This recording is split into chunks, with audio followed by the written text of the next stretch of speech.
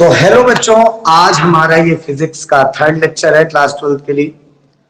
और आज हम पढ़ने जा रहे हैं, स्टार्ट करने जा रहे हैं अपना सबसे ज्यादा इंपॉर्टेंट टॉपिक, वो है बेटा कूलाम्स लॉ। कूलाम्स लॉ की आज स्टार्टिंग करेंगे। तुम लोग को कूलाम्स लॉ बताएंगे, उसका वेक्टर फॉर्म बताएंगे और फिर उस पे बेस्ड बहुत सारे न्यूमेरिकल्स कराएंगे। साथ साथ फिर प्रिंसिपल ऑफ सुपरपोजिशन पढ़ाएंगे हमारे फोर्स के लिए और उस पे बेस्ड इंपॉर्टेंट क्वेश्चंस कराएंगे। तो स्टार्ट करते हैं आज कूलाम्स लॉ। हमारा कूलाम्स लॉ, कूलाम्स। देखो, जैसे तुम लोग क्लास 11th में ग्रेविटेशन चैप्टर पढ़ के आते हो, ग्रेविटेशन चैप्टर में क्या पढ़ते हो? Gravitational force. इसी तरह चार्ज के लिए एक फोर्स आती है बेटा, इलेक्ट्रोस्टैटिक फोर्स, जो दो चार्जेस के बीच में लगती है। जैसे तुम लोग को पता होगा, बेंजामिन फ्रैंकलिन ने फंडामेंटल लॉ दिया था। फंडामेंटल लॉ क्या है कि अगर दो पॉजिटिव चार्जेस हैं, जिन्हें हम लोग क्या कहते हैं? लाइक चार्जेस बेटा। तो अगर दो लाइक चार्जेस हैं तो इनके बीच में क्या होगा? जल्दी से बता दो। इनके बीच में होगा रिपल्शन। दो लाइक चार्जेस हैं तो इनके बीच में रिपल्शन, और एक प्लस है दूसरा माइनस है। मींस चार्ज कैसे है? अनलाइक है। चार्ज कैसे है? अनलाइक है। अनलाइक चार्जेस हैं तो इनके बीच में क्या होगा? अट्रैक्शन होगा। इनके बीच में अट्रैक्शन होगा। अगर लाइक चार्जेस है तो रिपल्शन होगा, अनलाइक चार्जेस है तो अट्रैक्शन होगा। बट जो ये फोर्स है, इसका मैग्नीट्यूड कैसे निकलेगा? इस फोर्स का मैग्नीट्यूड कैसे पता लगाओगे? तो उसके लिए बेटा आया है कूलाम्स लॉ। उसके लिए क्या आया है? Coulombs law. बट एक कंडीशन कि कूलाम्स लॉ केवल बेटा पॉइंट चार्ज के लिए वैलिड है। अगर हमारे पॉइंट चार्जेस है, बहुत छोटे चार्ज है, तभी वैलिड है, नहीं तो वैलिड नहीं है। डिस्ट्रीब्यूटेड चार्ज के लिए बिल्कुल वैलिड नहीं है। ठीक है ना? तो अब क्या है कूलाम्स लॉ? कूलाम्स लॉ पे बात कर। ये तो समझ में आ गया कूलाम्स लॉ क्यों आया। कूलाम्स लॉ आया दो चार्ज के बीच में जो फोर्स लग रही थी, उसका मैग्नीट्यूड कैलकुलेट करने के लिए लॉ बनाया गया कूलाम्स लॉ। कूलाम्स अंकल है हमारे, जिन्होंने लॉ दिया कूलाम्स लॉ। इन्होंने क्या बताया? इन्होंने कहा कि अगर दो चार्ज है, मान लो ये भी पॉजिटिव और ये भी पॉजिटिव, नेगेटिव भी ले सकते हो, तुम लोग ऊपर है। मान लो तुम्हारा मन करे नहीं सर हम नहीं मानेंगे, हमें एक पॉजिटिव लेना है एक नेगेटिव, तो ले लो, बिल्कुल कोई दिक्कत नहीं। इसको मान लेते हैं कि इसके पास चार्ज Q1 है, इसके पास चार्ज क्या है बेटा? Q2। चार्ज Q1 Q2, ये इक्वल भी हो सकता है चार्ज, अनइक्वल भी हो सकता है, कुछ भी। और मान लेते हैं इसके सेंटर से और इसके सेंटर के बीच की जो डिस्टेंस है बेटा, वो है R। इसके सेंटर से और इसके सेंटर के बीच की जो डिस्टेंस है वो क्या है? R। तो तुम लोग को पता है ये पॉजिटिव ये पॉजिटिव, तो दोनों रिपल्शन करेंगे। ये वाला उसे रिपल करेगा, ये वाला इसे रिपल करेगा। तो ये जो 2 वाला चार्ज है, ये 1 पे एक फोर्स लगाएगा इसे दूर भगाने के लिए, जिसका नाम होगा फोर्स ऑन 1 ड्यू टू 2। क्या नाम है? Force on 1। 1 पे फोर्स बेटा किसकी वजह से? 2 की वजह से। तो force on 1 due to 2। Force on 1 due to 2। अब यहां पर एक ये भी तो अब इस पे फोर्स लगाएगा, यस। इसका नाम हो जाएगा force on 2 due to 1। Force on 2 due to 1 मतलब 2 वाले पे फोर्स लगाया है कौन? 1 लगाया। Force on 2 due to. But इस फोर्स के एक खास बात है बेटा, it acts along the line joining the center of two charges। center of two charges हमेशा बेटा दो चार्ज के बीच का जो सेंटर, दो चार्ज के सेंटर को ज्वाइन करने वाली जो लाइन है, उसी लाइन के अलोंग ये फोर्स लगता है। ये जो फोर्सेस है हमारे F12 F21 हमेशा इस लाइन के अलोंग लगेंगे। मतलब हम इन्हें शॉर्ट फॉर्म में बोल सकते हैं कि ये फोर्सेस कैसे? सेंट्रल फोर्स है। सेंट्रल फोर्सेस है। कैसी फोर्सेस है? सेंट्रल फोर्सेस है। सेंट्रल फोर्स मींस ऐसी फोर्स जो सेंटर के अलोंग लगे, सेंटर के। ठीक है ना? ये बात याद रखना, कूलाम्स ने पहले बताया कि ये जो दो फोर्स लग रही है वो कैसी फोर्सेस है? सेंट्रल फोर्सेस है। वो कैसी फोर्सेस है? Central forces. और क्या बताया उन्होंने? कहा कि ये जो दो फोर्स है F12 F21, ये बेटा इक्वल और अपोजिट होगी, मतलब एक्शन रिएक्शन वाला मामला है। ये एक्शन दिया, रिएक्शन पाया, एक्शन दिया, रिएक्शन पाया। तो एक्शन रिएक्शन में क्या होता है कि F12 फोर्स बराबर होगी F21 की मैग्नीट्यूड में। मैग्नीट्यूड में तो इक्वल होगी, बट डायरेक्शन बेटा कैसा होगा? डायरेक्शन अगर वेक्टर फॉर्म में लिखूं तो नेगेटिव लग जाएगा, डायरेक्शन अपोजिट है। देखो एक उस साइड है तो एक इस साइड। मैग्नीट्यूड में इक्वल है बट डायरेक्शन कैसा है? अपोजिट है। डायरेक्शन कैसा है? अपोजिट।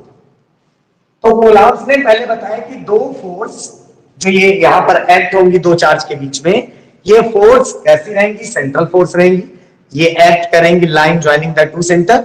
और दूसरी, ये दोनों इक्वल एंड अपोजिट है, मतलब मैग्नीट्यूड में इक्वल है, डायरेक्शन में बेटा कैसी है? Opposite forces. अब इन्होंने कहा कि ये फोर्स का जो मैग्नीट्यूड होगा वो डायरेक्टली प्रोपोर्शनल होगा product of two charges. Directly proportional होगा प्रोडक्ट ऑफ टू चार्जेस। इसका मतलब चार्ज बड़े बड़े तो फोर्स ज्यादा, चार्ज छोटे तो फोर्स कम। जितना बड़ा चार्ज उतना ज्यादा फोर्स, जितना छोटा चार्ज उतना कम force. Force is directly proportional to product of charges. और क्या बताया इन्होंने? बताया कि यही फोर्स इनवर्सली प्रोपोर्शनल होगा डिस्टेंस बिटवीन देम। इनके बीच का जो डिस्टेंस है बेटा आर, इस डिस्टेंस के स्क्वायर के इनवर्सली प्रोपोर्शनल होगा। डिस्टेंस के स्क्वायर के इनवर्सली प्रोपोर्शनल, मतलब जितना ज्यादा दूर कर दोगे, जितना ज्यादा दूर कर दोगे उतना कम फोर्स लगेगा। ये तो स्वाभाविक है यार, कोई चीज बहुत दूर चला गया तो अब इंटरेक्शन से बाहर हो गया तो फोर्स कम हो जाएगा। तो जितना दूर करोगे उतना कम फोर्स हो जाएगा।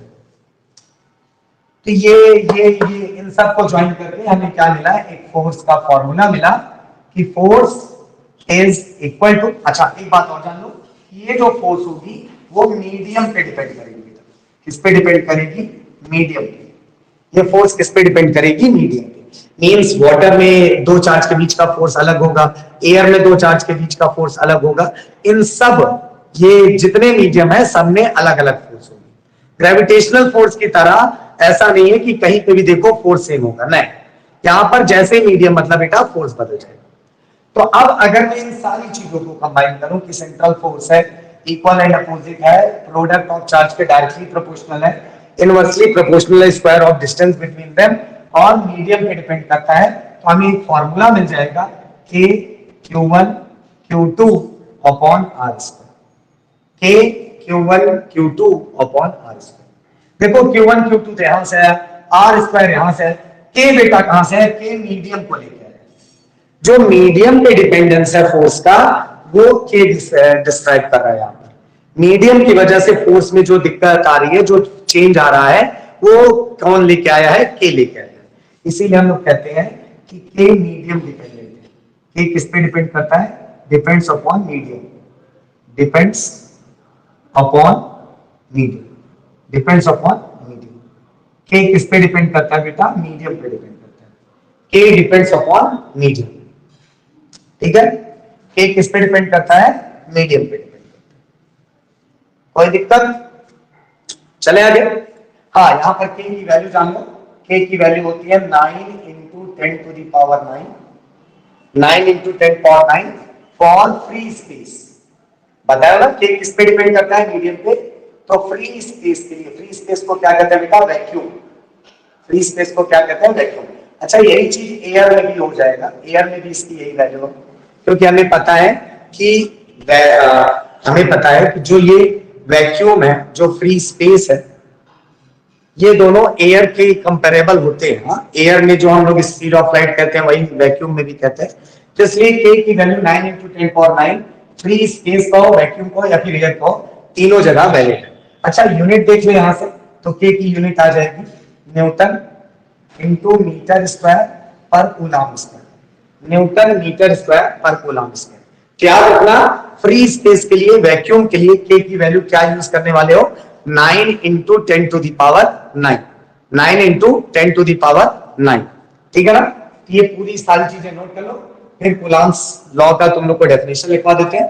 नोट कर लो जल्दी से, जल्दी से नोट कर लो, वीडियो पॉज करके नोट कर लो। चलो चले आगे, चलो डेफिनेशन लिखो, डेफिनेशन लिखो कूलम्स लॉ का,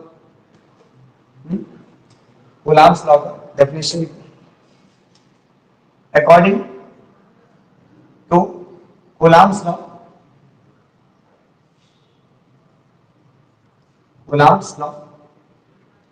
the force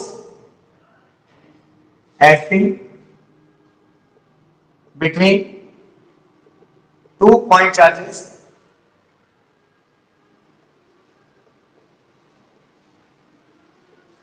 is directly proportional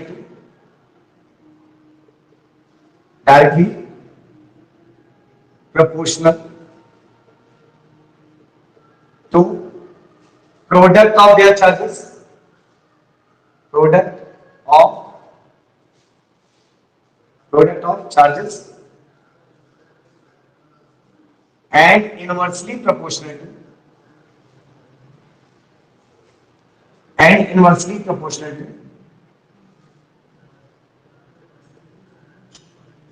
to square of distance between them, square of distance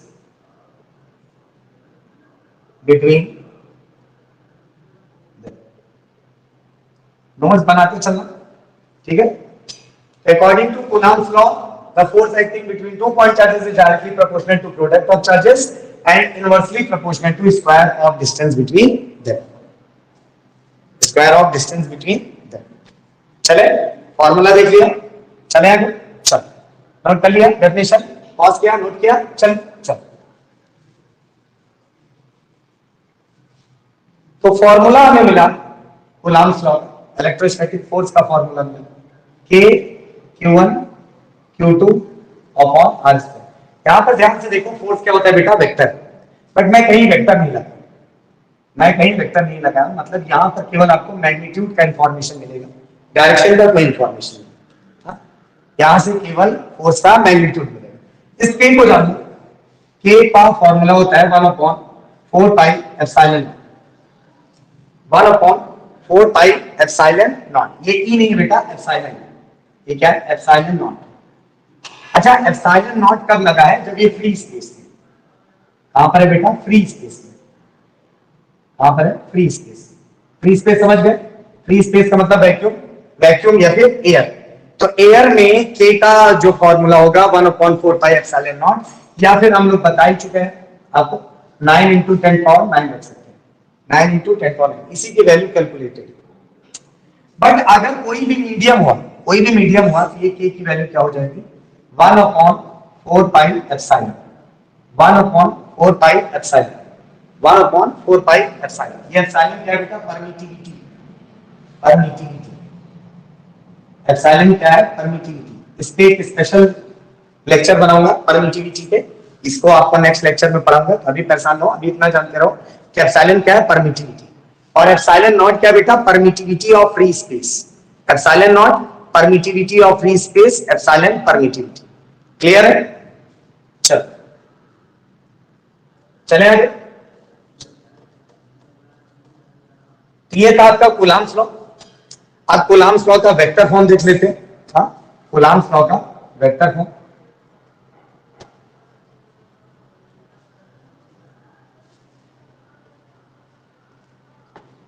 बहुत इंपॉर्टेंट है बेटा, vector form of Coulomb's law, vector form of Coulomb's law. तो वेक्टर फॉर्म क्या है, मतलब अब आपको वही फोर्स लिखना है वेक्टर के साथ, मतलब डायरेक्शन भी होना चाहिए। अभी मैग्नीट्यूड था, अब डायरेक्शन भी होना चाहिए। तो चलो देखते हैं। ये दो चार्ज बना लिए, Q1 और Q2। मैं प्लस ले रहा हूं, इसका मतलब नहीं है हर बार प्लस ही होगा, आप माइनस माइनस भी ले सकते हो, प्लस माइनस भी ले सकते हो, कैसा है। इनके बीच का जो डिस्टेंस है बेटा वो R, इनके बीच का जो डिस्टेंस है वो क्या है, अब हमें पता है कि इस पे एक फोर्स लगेगी ऐसे, जिसको कहते हैं फोर्स ऑन 2 ड्यू टू 1। इस पे एक ऐसे फोर्स लगेगी जिसका नाम है force on 1 due to 2। Force on 2 due to 1, 2 पे बेटा फोर्स 1 की वजह से, और 1 पे फोर्स 2 की वजह से। अब अगर फोर्स का डायरेक्शन है तो डिस्प्लेसमेंट वेक्टर का भी तो डायरेक्शन होगा, बोलो सही। तो इस R के दो डायरेक्शन हो सकते हैं, या तो 1 से 2 या तो 2 से 1। अगर 1 से 2 जा रहा है, अगर 1 से 2 जा रहा है हम लोग लिखते हैं r final minus initial 2 1 r 2 1। अगर 1 से 2 जाएगा तो इसका जो वेक्टर होगा R21 वेक्टर होगा। और अगर 2 से 1 आए, 2 से 1 आए तब क्या है फाइनल माइनस इनिशियल। ऐसे समझ इसको कुछ लोग ऐसे भी लिखवा देंगे R2 minus R1, R2 vector minus R1 vector. इसका मतलब वही है R21। अब कहां से आ रही 2 से 1 आ रहा है, इसका मतलब फाइनल ये है तो R12 R12 वेक्टर। अगर 2 से 1 आओगे तो इस R का जो वेक्टर रहेगा R12 लिखा जाएगा। 1 से 2 जाओगे तो इसका जो वेक्टर होगा वो R21 लिखा जाएगा। ठीक है, अब मान लो मुझे इस फोर्स का फॉर्मूला लिखना है F12 वेक्टर। हम लोग पढ़े K Q1 Q2 upon R। R क्या मैग्नीट्यूड है, ये तो यहां के बीच की डिस्टेंस है ना, मैग्नीट्यूड है तो R का स्क्वायर, R का स्क्वायर। इसे ऐसे भी लिख सकते हो ये मैग्नीट्यूड है, ये वेक्टर नहीं, मॉड R का स्क्वायर, मॉड R का स्क्वायर। बट ये तो मैग्नीट्यूड हुआ, इसका डायरेक्शन लिखना है। तो याद करो तुम लोग किसी वेक्टर के दो पार्ट होते हैं, किसी भी वेक्टर के ए वेक्टर के दो पार्ट होते हैं। एक तो होता है बेटा उसका मैग्नीट्यूड, दूसरा होता है उसका डायरेक्शन। एक होता है मैग्नीट्यूड, दूसरा होता है डायरेक्शन। डायरेक्शन को याद करो कैप से यूनिट वेक्टर से रिप्रेजेंट करते थे, क्लास 11 में पढ़ाया। तो डायरेक्शन को यूनिट वेक्टर से रिप्रेजेंट करते हैं। तो यहां पर हम लोग कहां पर चल रहे हैं, फोर्स लग रहा है 1 पे 2 पे, 1 2 फोर्स F12 का डायरेक्शन ये, मतलब ये वाला डायरेक्शन क्या हो जाएगा R12 क्या, R12 क्या, ये डायरेक्शन है। बस देखो F12 का डायरेक्शन ये, R12 का डायरेक्शन ये, तो क्या हो गया R12 क्या। इसी तरह F21 लिखो, F21 वेक्टर, F21 वेक्टर क्या हो जाएगा K Q1 Q2 upon mod R का होल स्क्वायर। और यहां पर R21 कैप, कैप लगाने का मतलब केवल ये डायरेक्शन दे रहा है बेटा, केवल क्या दे रहा है डायरेक्शन। अब तुम लोग पढ़े हो कि यहां से एक कैप की वैल्यू क्या हो जाएगी, एक कैप की वैल्यू हो जाएगी A vector divided by magnitude of A vector. देखो A vector divided by magnitude of A vector, तो क्या हम यहां पर भी रख सकते हैं। देखो क्या हो जाएगा, हो जाएगा K Q1 Q2 R12, ये देखो R12 की जगह पर मैं क्या लिख रहा हूं, R12 की जगह पर लिख रहा हूं R12 vector divided by magnitude of vector R, divided by magnitude of vector, ऐसे लिख सकते हैं जैसे यहां पर लिखेंगे R। तो लिखे यहां पर, यहां पर क्या हो जाएगा देखो R वेक्टर, तो यहां पर हम लोग लिख लेंगे R12 वेक्टर, इसे इरेज कर देंगे, डिवाइडेड बाय मॉड R का स्क्वायर पहले से ही, और एक और मॉड आ रहा है, ये देखो इनटू एक और मॉड आ रहा है, तो क्या हो गया ये K Q1 Q2 R12 vector divided bye R का क्यूब, R का क्यूब। यही है बेटा आपका required vector form of Coulomb's law. Coulomb's law का ये वेक्टर फॉर्म कि F12 बराबर है K Q1 Q2 R12 vector divided bye R cube. इसे अगर केवल R क्यूब लिखते हो, मॉड नहीं लगाते तो भी चलेगा। जिसमें बेटा वेक्टर नहीं लगता वो मैग्नीट्यूड माना जाता है, जिसमें वेक्टर आप ना लगाए रहो वो मैग्नीट्यूड माना जाएगा। सिमिलरली मैं डायरेक्ट इसका लिख दूं, हाँ अभी ये प्रोसेस करने की जरूरत नहीं है, डायरेक्ट लिख दे रहे हैं K Q1 Q2 R21 vector हो जाएगा डिवाइडेड बाय मॉड R का क्यूब, मॉड R का क्यूब। ये है बेटा वेक्टर फॉर्म ऑफ कूलम्ब्स। ये क्या है, vector form of Coulomb's. Note कर लो जल्दी से, फटाफट नोट कर लो जल्दी जल्दी, चलो नोट कर लो, पॉज किया, नोट किया, चले चलो।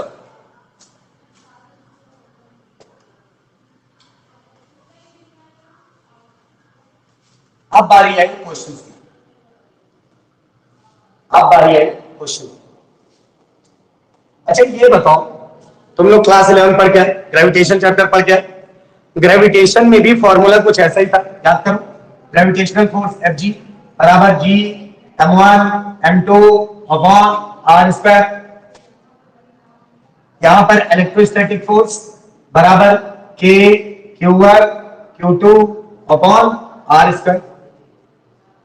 सिमिलैरिटी दिख रही है, बिल्कुल दिख रही है सर। ये भी इनवर्स स्क्वायर लॉ को भी कर रहा है, ये भी इनवर्स स्क्वायर लॉ को भी कर रहा है।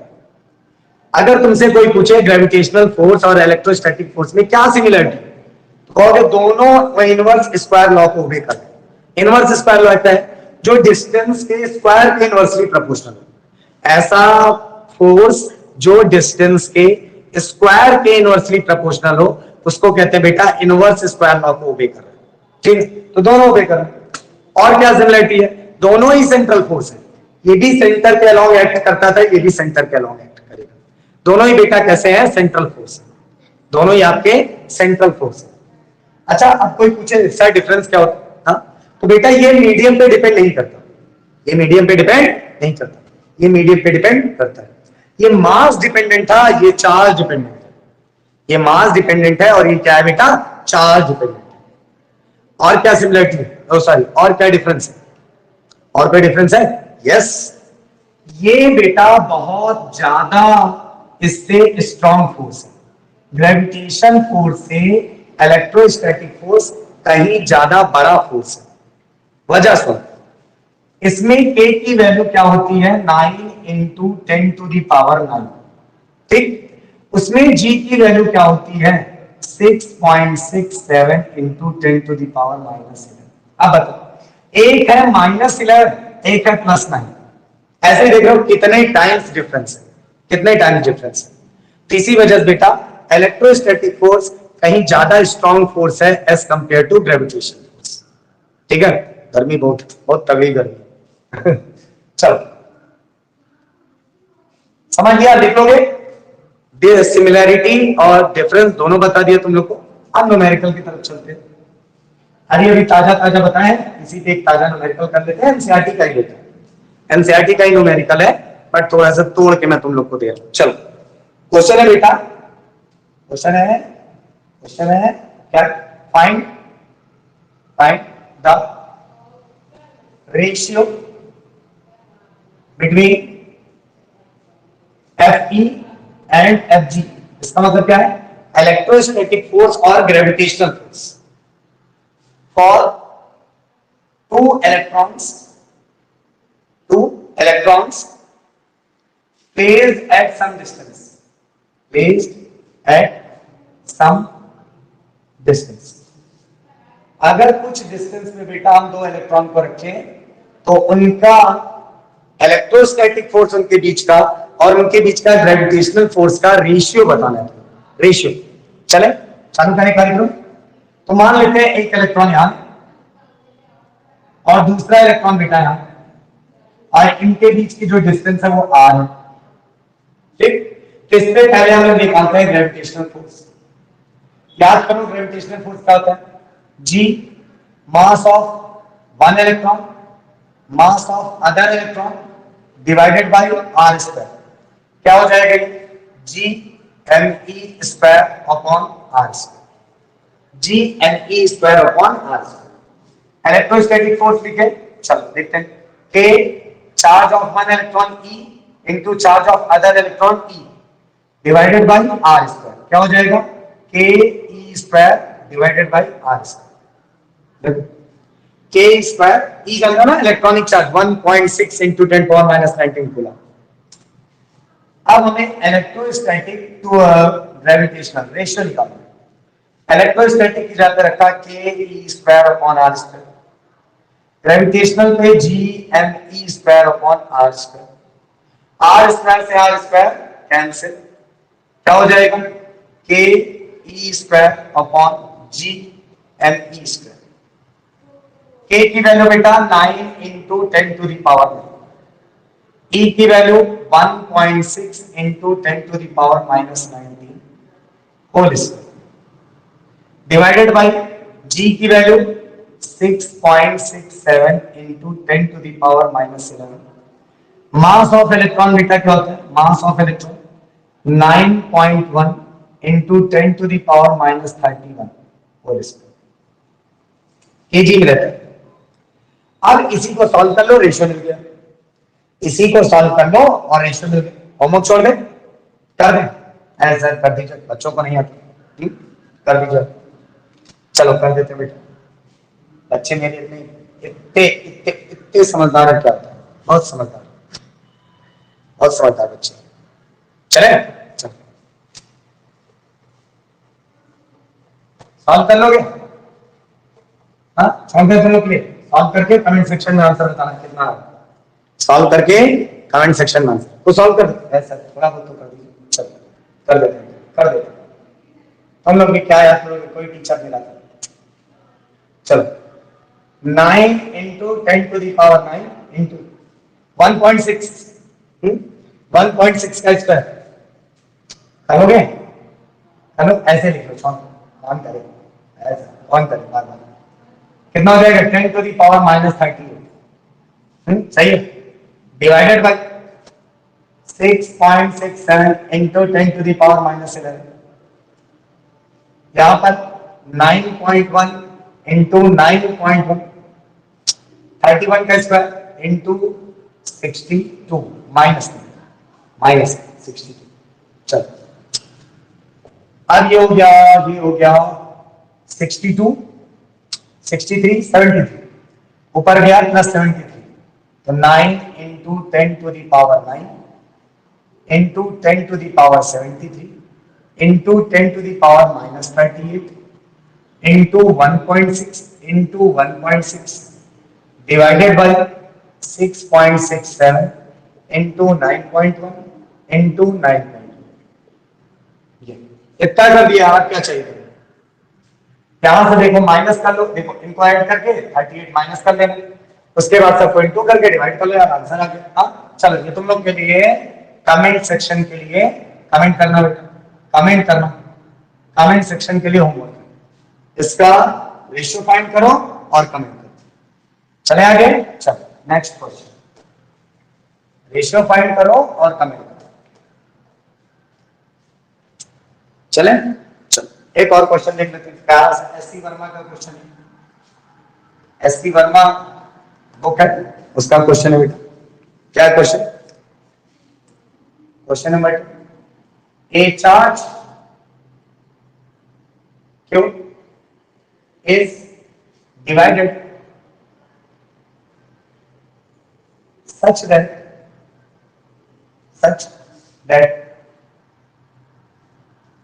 a charge q is divided such that when placed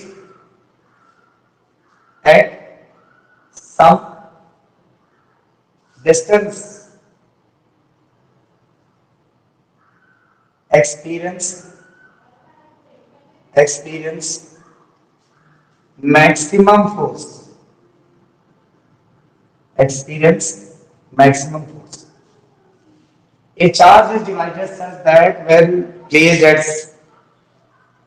some distance experience maximum force. Find question mark हटा देते हैं, find charge on each part। अब क्वेश्चन मार्क लगे, हर एक पार्ट का बेटा आपको चार्ज निकालना है। चले दमदार क्वेश्चन है, फर्स्ट क्लास क्वेश्चन। तो मान लेते हैं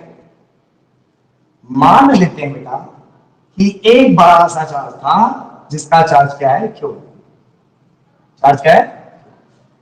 इसका ना दो पार्ट क्यू, दो पार्ट, एक पे चार्ज गया x, समझो, एक पे चार्ज गया x, बता दो दूसरे पे क्या बचेगा? q में से x गया, क्या बचा? q माइनस x, क्या बचा? q minus x। और मान लेते हैं बेटा इनका सेंटर से सेंटर मिला, तार से तार मिला, सेंटर से सेंटर मिला और डिस्टेंस बना, डिस्टेंस बना। अब इनके बीच का फोर्स हो जाएगा, क्या हो जाएगा बेटा? इनके बीच का फोर्स हो जाएगा, क्या हो जाएगा फोर्स? इनके बीच का फोर्स हो जाएगा K, सही है, Q into KX into Q minus X divided by R square. सुंदर लग रहा है? ठीक है, सुंदर लगना ही चाहिए। KQX मल्टीप्लाई करो, KQX upon R square minus KX square upon R square. सही है, सही है बेटा, सही। इसके बाद देखो क्या है, ये फोर्स है तुम लोग का, ये तुम लोग का फोर्स है, इसको मैक्सिमम बनाना है। याद करो, याद करो, कोई वेरिएबल तब मैक्सिमम होता है जब उसका फर्स्ट ऑर्डर डिफरेंशिएशन जीरो। इसका फर्स्ट ऑर्डर डिफरेंशिएशन क्या हो बेटा? जीरो। मैक्सिमा मिनिमा कंडीशन याद करो डिफरेंशिएशन में पढ़ा थे। अगर बेटा इसको फॉर मैक्सिमम फोर्स, और maximum force, oh my God, और मैक्सिमम फोर्स हम क्या करने वाले हैं, हम D F upon D x को जीरो लेने वाले हैं। D F upon D x को क्या लेने वाले हैं? जीरो। मतलब हमें इसको डिफरेंशिएट करना है विथ रिस्पेक्ट टू एक्स। तो चलो, k constant, q constant, k constant, q constant, r square भी बेटा कांस्टेंट, एक्स का डिफरेंशिएशन के हट गया x minus k constant, yes sir, q constant, yes ना, क्यू कहां है सर, धोखाधड़ी, r square constant. X square का डिफरेंशिएशन क्या होता है बेटा? 2x। एक्स स्क्वायर का डिफरेंशिएशन 2x। अगर डिफरेंशिएशन नहीं आता, क्लास 11 के नोट्स उठाओ, डिफरेंशिएशन पढ़ो, तब आओ। चलो, और ये दोनों किसके बराबर है बेटा? जीरो के। मैक्सिमम फोर्स के लिए क्या करेंगे, हम इसे उठा के उधर भेज देंगे। चले रेस करें, पॉज करा, नोट किया, चले रेस करें, चलो कर दिए रेस। अब क्या किए हम, के क्यू अपॉन आर स्क्वायर, इसको किसके बराबर लिखिए? 2kx, 2kx upon r square. Sir r square मर गए, के से के मर गए, क्या आ गया बेटा? q is equal to 2x, और x क्या आ गया? q upon 2। याद करो क्लास में बताया था मैं कि बेटा जब चार्ज को आधा आधा डिस्ट्रीब्यूट कर देंगे तो उस पे मैक्सिमम फोर्स होगी। ये देखो चार्ज पे आधा गया है, ये एक्स चार्ज होता कहां गया? ये एक्स चार्ज बेटा हाफ है, और ये भी क्या है? हाफ है। जब आप किसी बड़े से चार्ज को दो बराबर भागों में बांटते हैं तो उनके बीच का जो फोर्स होता है मैक्सिमम होता है। ठीक है, आज बहुत गर्मी है बेटा, बहुत तो थैंक यू, आज के लिए इतना ही। सोचा तो बहुत कुछ था यार, अब हालत खराब हो गई, गर्मी में भीग गया हूं मैं पूरी तरह से। तो आप कल पढ़ाते हैं, हाँ ठीक है। आज थैंक यू। यार एक छोटा सा काम किया करो, लाइक कर दिया करो जाते जाते।